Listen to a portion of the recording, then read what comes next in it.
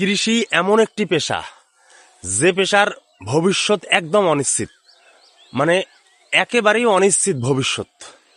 এই পেশার উপর এত বেশি চাপ, চোরের চাপ, গরু ছাগলের চাপ, হাঁস মুরগির চাপ এবং প্রাকৃতিক দুর্যোগের চাপ।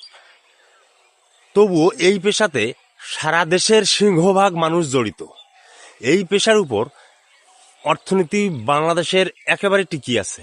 এই পেশাতে তবুও সরকারের কোনোই নজর নেই।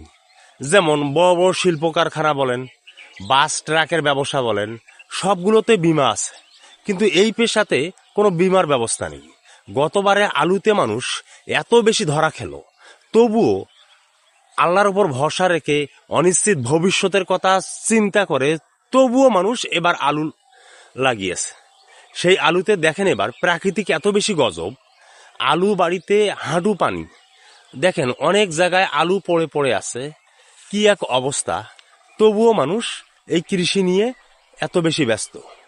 এই কৃষির উপর সরকারের নজর দেওয়া অতীব জরুরি। কৃষকদের দেখবেন চেহারা একদম শুকনো, আর অন্যান্য পেশার মানুষের চেহারা দেখেন কত নাদুস নুদুস।